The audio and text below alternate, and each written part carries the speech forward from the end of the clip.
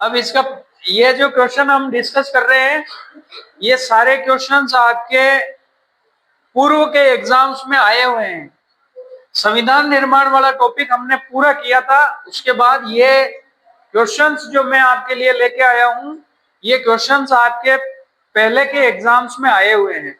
चाहे आरएस का एग्जाम हो, चाहे यूपीपीसीएस का हो, अदर स्टेट के एग्जाम हो, जितने भी कंपटीशन एग्जाम्स हुए हैं उनमें इस टॉपिक से कौन कौन से क्वेश्चन आए हैं उनको हम डिस्कस कर रहे हैं।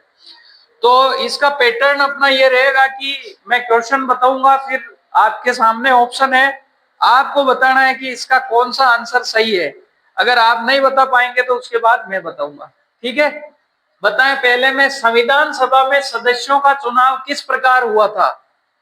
ठीक है, सीधा जनता के द्वारा, भारतीय राष्ट्रीय कांग्रेस के नामांकन द्वारा, केवल भारतीय राज्यों के शासकों के नामांकन के द्वारा, प्रांतीय विधानसभाओं द्वारा, या फिर आप इसका आंसर नहीं देना चाहते।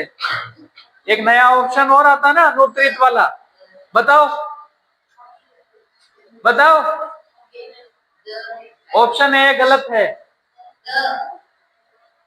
द बिल्कुल सही।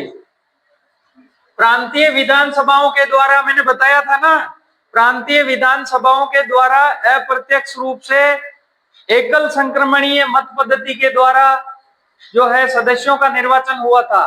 ठीक है, याद करो क्लास को, वापिस आप एक बार नोट्स में देखना। चलते नेक्स्ट क्वेश्चन की तरफ चले।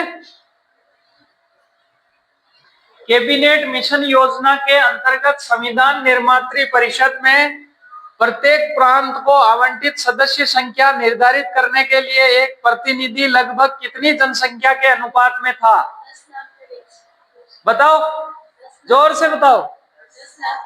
8 लाख, 10 लाख, 12 लाख, 15 लाख। बताओ, लगभग 10 लाख व्यक्तियों पर एक व्यक्ति का जो है वो निर्वाचन हुआ था। ठीक है, बिल्कुल सही।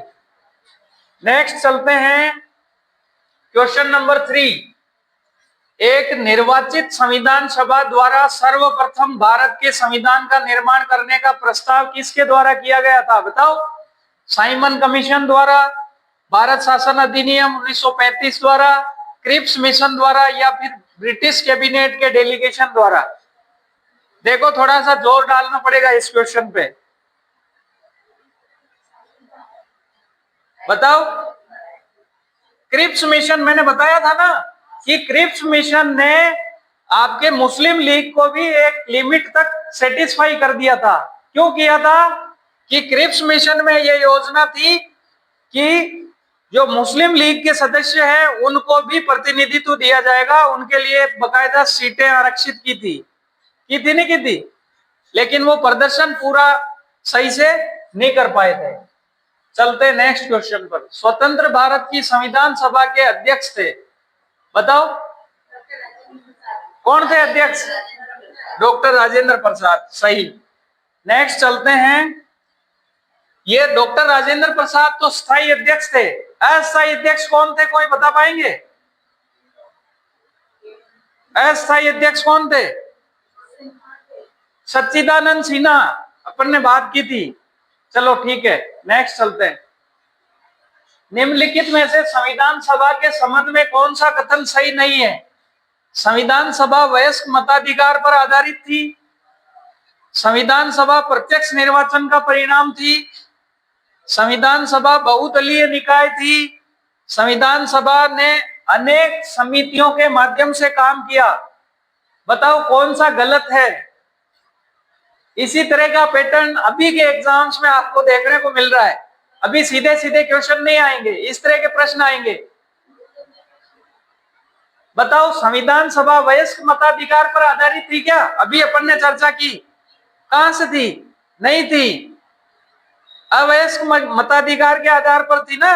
अपन ने अप्रत्यक्ष रूप से निर्वाचित किया, कैसे, समानुपातिक प्रतिनिधित्व के आधार पर। ठीक है, संविधान सभा प्रत्यक्ष निर्वाचन का परिणाम थी। बताओ ठीक है।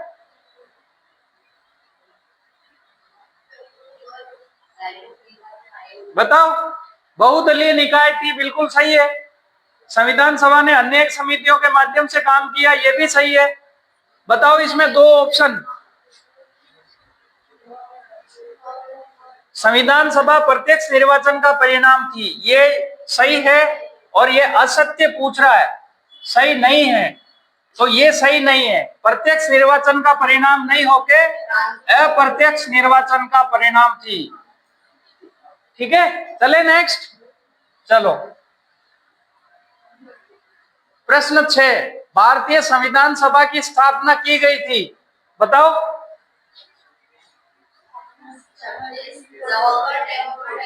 10 जून 1946 को, 26 नवंबर 1949 को, 26 दिसंबर 1949 को, या 9 दिसंबर 1946 को? बताओ कौन सा सही है। 9 दिसंबर 1946 को। हमने क्लास में डिस्कस किया था कि 9 दिसंबर को संविधान सभा की पहली बैठक हुई थी ना, तो उसी दिन संविधान सभा की स्थापना मानी जाती है। ठीक है, नेक्स्ट चलें। निम्नलिखित में से संविधान सभा की संघ संविधान समिति का अध्यक्ष कौन था, बताओ। बी.आर. अम्बेडकर, जे.बी. कृपलानी, जवाहरलाल नेहरू, या फिर अल्लादी कृष्ण स्वामी अय्यर? कौन थे बताओ, कौन थे? जवाहरलाल नेहरू। मैंने बताया था संघ जिसमें आ रहा है, जिस समिति में संघ को पकड़ना है, और संघीय संविधान समिति है उसके भी जवाहरलाल नेहरू है, तो जिसमें संघ आ रहा है वो उसके अध्यक्ष कौन थे? जवाहरलाल नेहरू। नेक्स्ट चलो, भारत का संविधान पूर्ण रूप से तैयार हुआ, बताओ। 26 नवंबर 1949, 26 जनवरी 1950 को क्या हुआ बताओ? लागू हुआ था। लेकिन तैयार कब हुआ? 1949 को। तो ब ऑप्शन आपका सही है। भारतीय संविधान कब लागू हुआ? 26 जनवरी 1950। कई बार क्या है, ऐसा एकदम क्वेश्चन देखते हमें लगता है कि हमें आ रहा है, लेकिन हड़बड़ी में हम क्या करते हैं कि दूसरा ऑप्शन का गोला भर देते हैं। इसलिए गोले भरते हुए भी बहुत सावधानी रखनी चाहिए। इस तरह के क्वेश्चन आपसे गलती करवाने के लिए दिए जाते हैं, है ना। फिर एग्जाम हॉल से बाहर आते हैं तब पता लगता है कि ये आसान सा क्वेश्चन था लेकिन गलत हो गया। संविधान सभा के सम्मुख संविधान का उद्देश्य प्रस्ताव निम्नलिखित में से किसके द्वारा पेश किया गया था, बताओ। उद्देश्य प्रस्ताव की विशेषताएं हमने देखी थी, ठीक है ना। उद्देश्य प्रस्ताव जो था वही आगे चल के फिर आपके प्रस्तावना बनता है, ठीक है। लेकिन उद्देश्य प्रस्ताव था, ये पेश किसने किया बताओ? जवाहरलाल नेहरू ने। कब किया था, कोई बताएगा?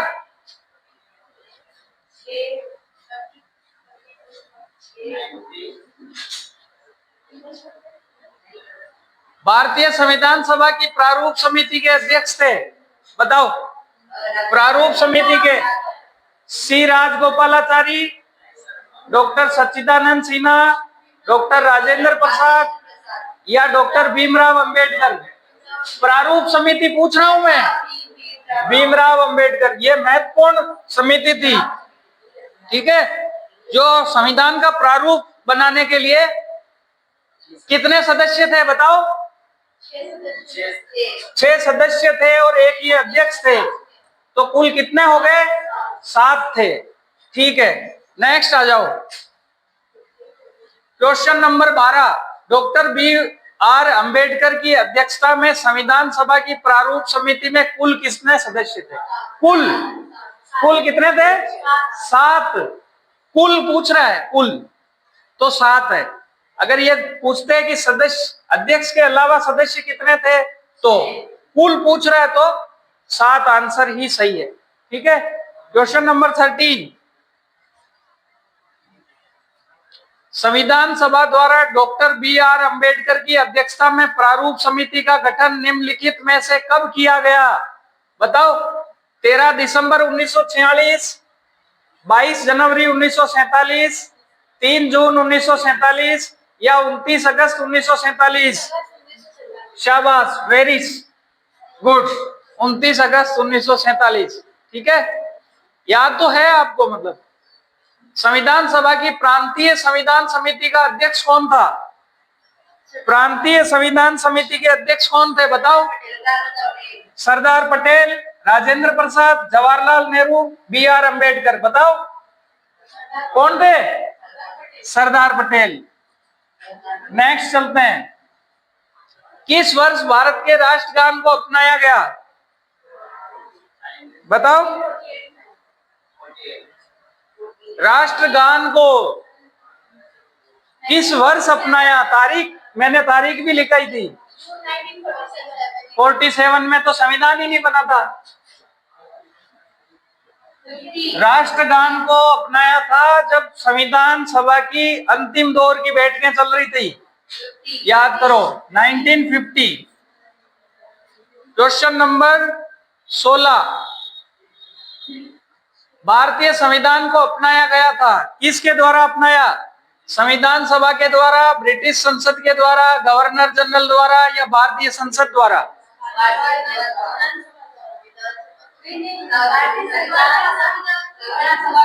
ऐसे कंफ्यूजन करने वाले क्वेश्चन ही मिलते हैं। बताओ। संविधान सभा द्वारा। सही। संविधान सभा ही तो संविधान बना रही थी, तो अपनाएगा कौन? यही तो इन्होंने ही उसको वेरीफाई किया। अपनाने का मतलब वेरीफाई किसने किया। ठीक है। नेक्स्ट प्रश्न 17। भारत के संविधान के निर्माण में संविधान सभा को कुल कितना समय लगा? 2 वर्ष 11 माह 18 दिन। ऑप्शन ए सही है। कौन कह रहा है कि ऑप्शन ए सही नहीं है? कोई कह रहा है आप में से? इसका मतलब सही है, ऑप्शन ए सही है। नेक्स्ट चलते हैं। संविधान सभा द्वारा उद्देश्य प्रस्ताव सर्वसम्मति से कब स्वीकार किया? एक्सेप्ट कब हुआ था? 26 जनवरी 1950। बताओ स्वीकार कब हुआ था? यही कंफ्यूज हो जाते हैं। 22 जनवरी 1946। उद्देश्य प्रस्ताव की बात हो रही है। उद्देश्य प्रस्ताव की बात हो रही है। ठीक है। चलो नेक्स्ट। भारतीय संविधान सभा की पहली बैठक कब हुई? 9 दिसंबर 1946 को। इसमें अस्थायी अध्यक्ष कौन चुने गए थे? सच्चिदानंद सिन्हा। और परमानेंट अध्यक्ष आपके डॉक्टर राजेंद्र प्रसाद कब चुने गए थे? दूसरी बैठक में, जो 11 दिसंबर को हुई थी। ठीक है। चलते नेक्स्ट। डॉक्टर भीमराव अंबेडकर का संविधान सभा में निर्वाचन कहां से हुआ? ये क्वेश्चन यूपी पीसीएस मेंस में पूछा हुआ है। तत्कालीन मध्य भारत से, पश्चिम बंगाल से, पंजाब से या मुंबई प्रेसिडेंसी से? मुंबई पश्चिम बंगाल से इनका हुआ था, लेकिन ये इन्होंने कार्यभार ग्रहण नहीं किया उससे पहले। वो किस में चला गया? पाकिस्तान में चला गया। इसलिए एक कांग्रेस के सदस्य से रिजाइन करवा के इनको वापस मुंबई प्रेसिडेंसी से कार्यभार ग्रहण करवाया गया। तो right answer would be Mumbai presidency. ठीक है। भारत की संविधान सभा ने राष्ट्रीय ध्वज को सर्वप्रथम कब स्वीकार किया? बताओ। राष्ट्रीय ध्वज को, राष्ट्रीय ध्वज, राष्ट्रीय गान 22 जुलाई 1947। देखो आप नोट्स में देखो, एक बार घर जाके देखते नहीं हो क्या? 22 जुलाई 1947 को आपके राष्ट्रीय ध्वज अपनाया गया था। फिर राष्ट्रीय गान, राष्ट्रीय गीत दोनों एक साथ अपनाए गए। कब अपनाए? बताओ। राष्ट्रीय गीत और राष्ट्रीय गान कब अपनाए? नहीं, तारीख पूछ रहा हूं, नोट्स में देखो। ठीक है, ऐसे कंफ्यूज नहीं होना। संविधान सभा में उद्देश्य प्रस्ताव निम्नलिखित में से किसके द्वारा प्रस्तुत किया गया? ये क्वेश्चन रिपीट हो गया शायद। जवाहरलाल नेहरू। चलो, संविधान सभा के संवैधानिक सलाहकार कौन थे? सच्चिदानंद सिन्हा, बी.एन. राव, भीमराव अंबेडकर या डॉक्टर राजेंद्र प्रसाद? बी.एन. राव संविधान सभा के संवैधानिक सलाहकार थे। जो दूसरी मीटिंग आपकी हुई थी 11 दिसंबर को, तब इनको नियुक्त किया था। ठीक है। चलते हैं नेक्स्ट। क्वेश्चन नंबर 24, निम्नलिखित में से यह किसने कहा था संविधान सभा कांग्रेस थी और कांग्रेस भारत था? ऑस्टिन ने। शाबाश। या लॉर्ड माउंटबेटन ने कहा? ऑस्टिन ने ही कहा था ना। ऑस्टिन कौन थे? ये एक ब्रिटिश संविधान के कानून ज्ञाता थे। भारत का संविधान देश की आवश्यकताओं की पूर्ति करता है, ये एक कथन है। दूसरा कथन है, ये आपके यूपीपीसीएस मेंस 2008 का क्वेश्चन है। भारत का संविधान देश की आवश्यकताओं की पूर्ति करता है, यह है कथन। कारण है, इसको एक ग्रहित संविधान कहा जाता है। बताओ, ग्रहित का मतलब होता है ग्रहण किया हुआ, लिया हुआ। दोनों में से अब आपको राइट ऑप्शन चूज करना है। ए और आर दोनों सत्य है और आर ए का सही स्पष्टीकरण है। ऐसे क्वेश्चन आते हैं ना एग्जाम में।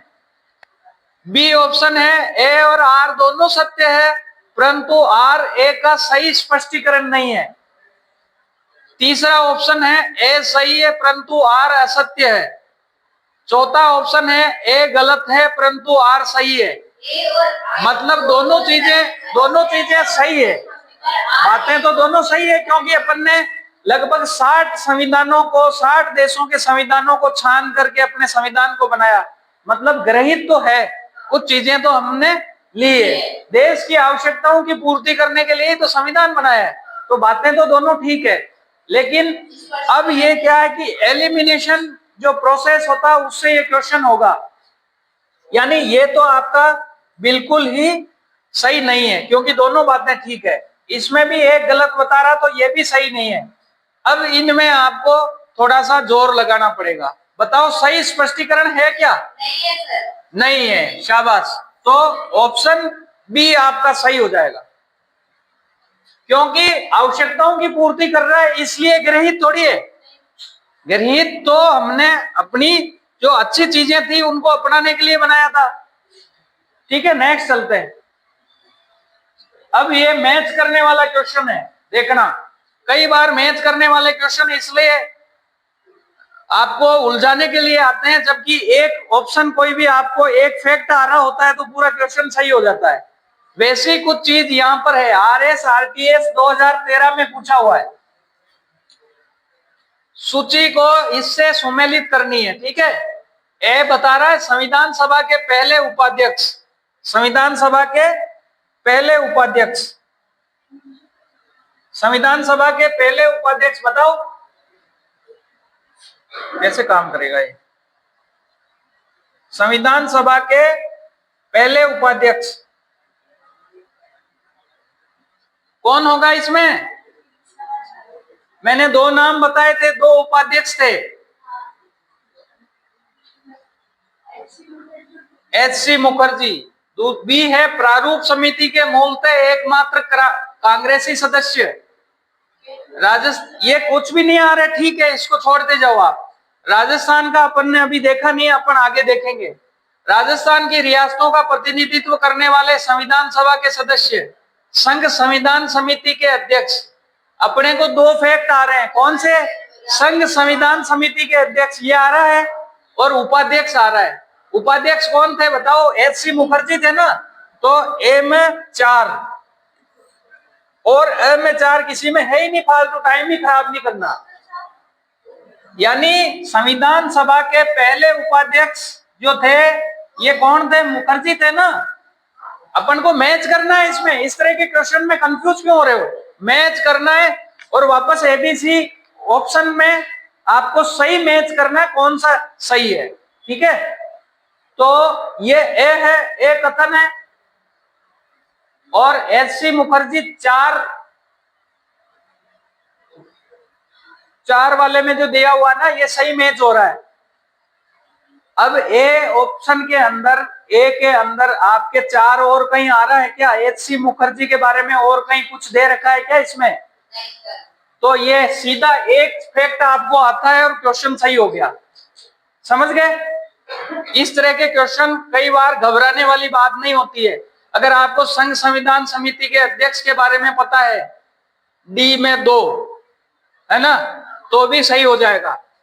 एक फैक्ट आ रहा है ना आपको, तो डी के अंदर 2 एक में ही आ रहा है, ये वाला सही है। हो गया ना दोनों तरफ से।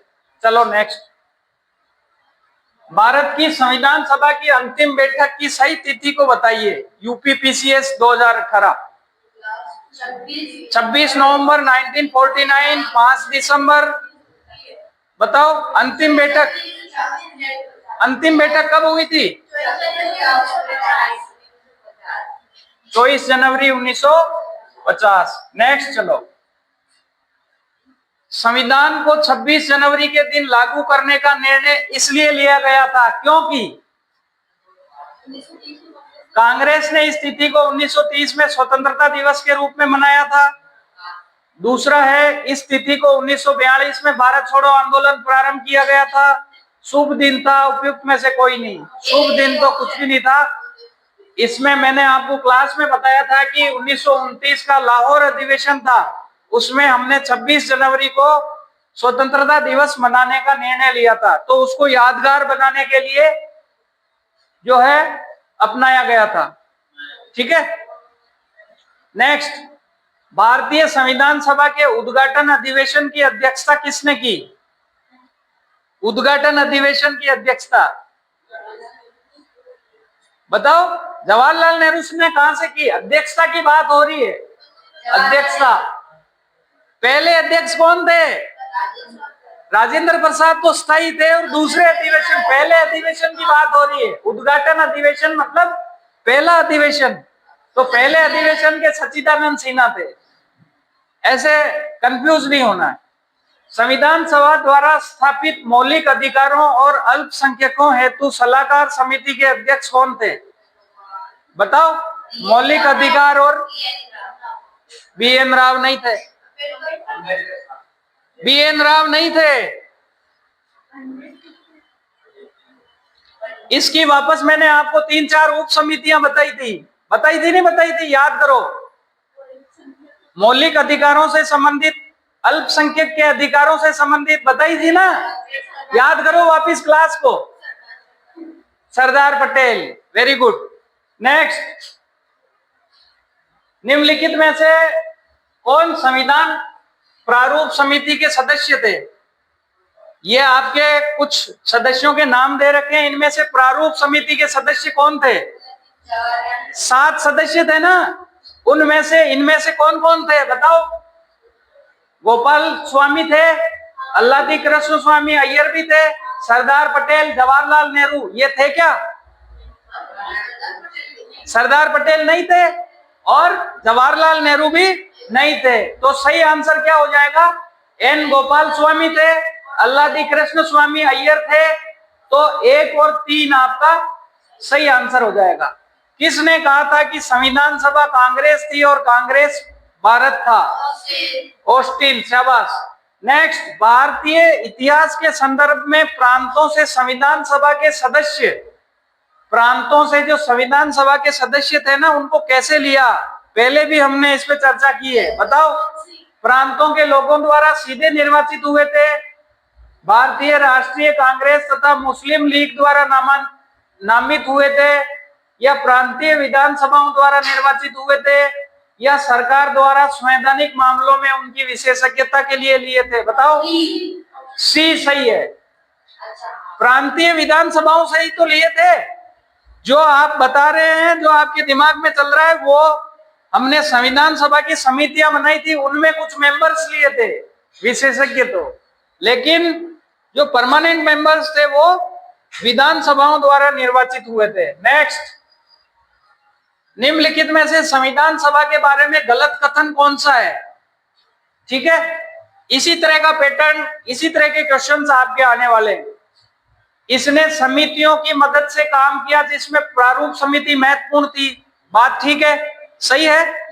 अल्पसंख्यक समुदाय जैसे एंग्लो इंडियन और पारसी को प्रतिनिधित्व दिया था ना? 2 सदस्यों के नाम भी बताए मैंने। संविधान सभा का निर्वाचन सार्वभौमिक वयस्क मताधिकार के आधार पर किया गया था। उपर्युक्त सभी कथन सही है, बताओ।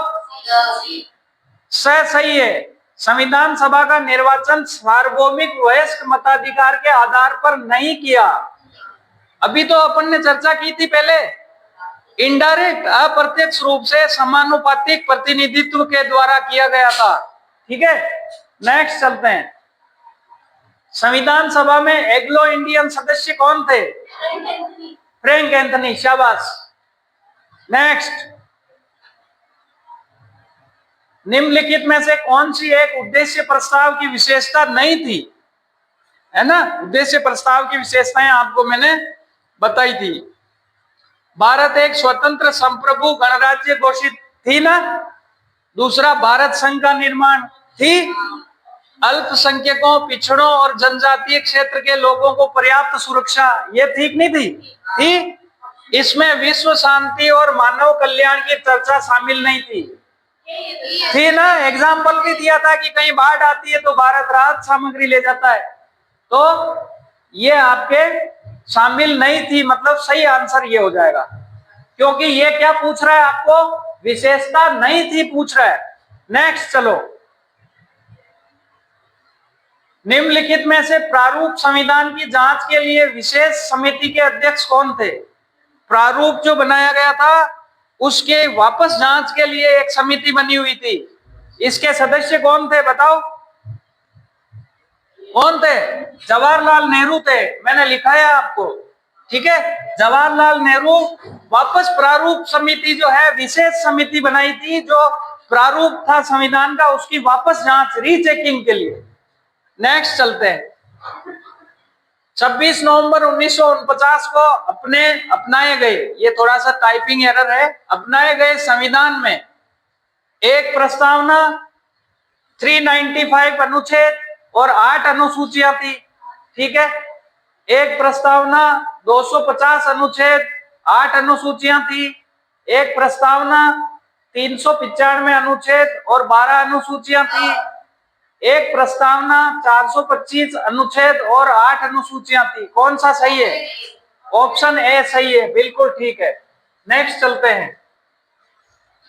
भारतीय संविधान के निर्माण पर कुल कितना खर्च हुआ?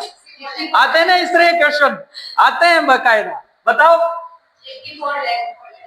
64 लाख सही है, 64 लाख रुपए खर्च हुए थे। नेक्स्ट, संविधान के प्रमुख सुलेखक कैलीग्राफर कौन थे? आपके अभी पटवारी का एग्जाम हुआ है ना, उसके अंदर प्रथम पारी के अंदर ये क्वेश्चन पूछा गया था, तो नेक्स्ट आपके जो एग्जाम आने वाले उसमें भी आ सकता है। बताओ कौन थे? प्रेम बिहारी नारायण रायजादा। ठीक है, नेक्स्ट,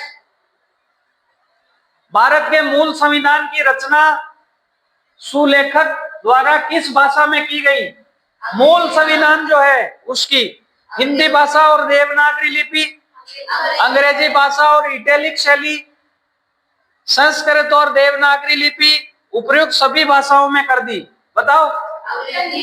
अंग्रेजी भाषा और इटैलिक शैली, अंग्रेजी भाषा और इटैलिक शैली कैसे होती है? ऐसे लिखते हैं, ठीक है, तो ये सही है, लेकिन बाद में हिंदी में इसका सुलेखन किसने किया था वो आपको बताना है।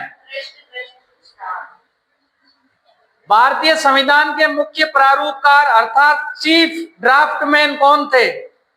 चीफ ड्राफ्टमैन कौन थे बताओ? ड्राफ्टिंग किसने की?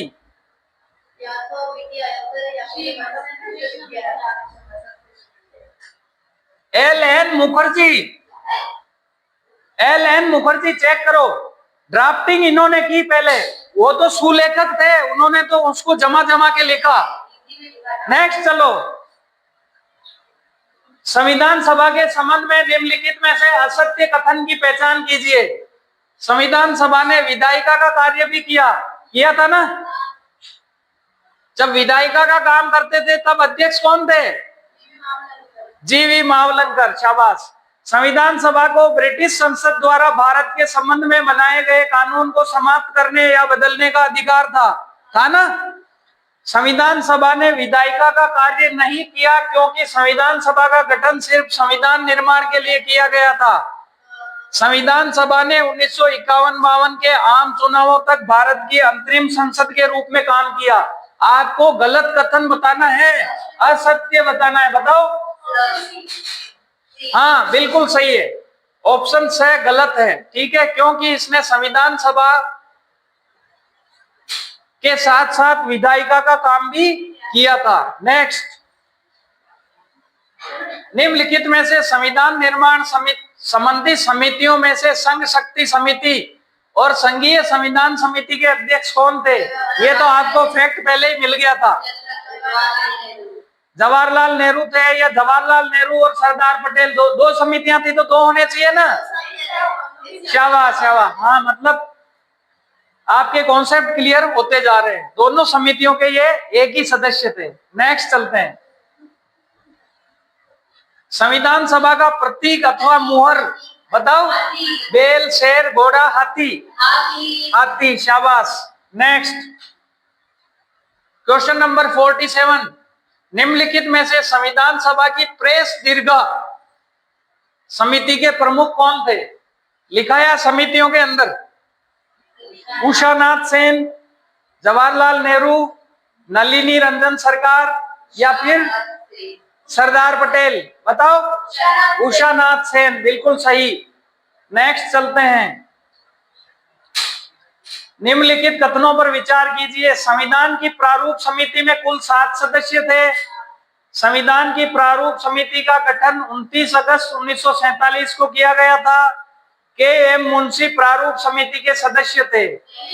उपर्युक्त में से सही कथन है? 1 और 3 सही है, 2 और 3 सही है, 1 और 2 सही है, 1 2 3 सही है। बताओ बताओ। हैं? के.एम. मुंशी नहीं है? के.एम. मुंशी है, आप देखो, बिल्कुल तीनों सही है, तो आपका द ऑप्शन सही होगा। के.एम. मुंशी थे ना। क्वेश्चन नंबर 49, स्वतंत्रता अधिनियम 1947 पारित होने के बाद संविधान सभा के संदर्भ में निम्नलिखित में से असत्य कथन किसका? स्वतंत्रता अधिनियम 1947 पारित हो गया था, उसके बाद मैंने आपको प्रभाव बताए थे, नोट्स में लिखाए थे 3 प्रभाव, वो अगर आपको दिमाग में है तो ये क्वेश्चन आप कर लेंगे। स्वतंत्रता अधिनियम 1947 के द्वारा संविधान सभा को विधायिका की शक्तियां प्राप्त हुई। बात ठीक है, हुई थी ना। स्वतंत्रता अधिनियम 1947 ने संविधान सभा को बिल्कुल भी प्रभावित नहीं किया। स्वतंत्रता अधिनियम 1947 पारित होने के बाद संविधान सभा के सदस्यों की संख्या 389 की बजाय 299 हो गई। ये बात भी ठीक है। भारतीय हिस्से की मुस्लिम लीग के सदस्य भी संविधान सभा में शामिल हुए। असत्य कथन कौन सा है बताओ? नहीं निकले। मुस्लिम लीग के सदस्य जो पाकिस्तानी एरिया में थे वो ही निकले। जो भारतीय क्षेत्र था उसमें मुस्लिम लीग के सदस्य थे, वो संविधान सभा में बकायदा शामिल हो गए थे। मैंने लिखा है, आपको देखना। अरे आप थोड़ा सा ये देखो ना कि स्वतंत्रता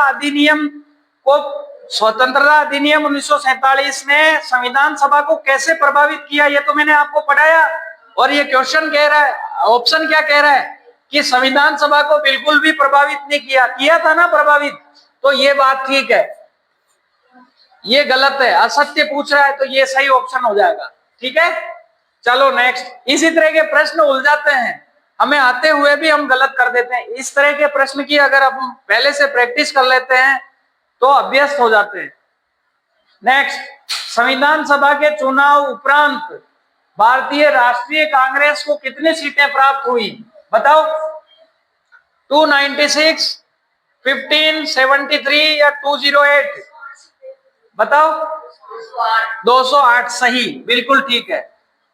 ठीक है, तो क्वेश्चंस आपने अच्छे से देखे और पार्टिसिपेट किया, इसलिए बहुत बहुत धन्यवाद आप सभी का। Thank you so much. हाँ जी, क्वेश्चन हो गए ना? क्वेश्चन 50 थे, 50 पूरे हो गए। वीडियो देखने के लिए आप सभी का धन्यवाद, ये मैं पहले ही कह चुका। ठीक है, थैंक यू सो मच।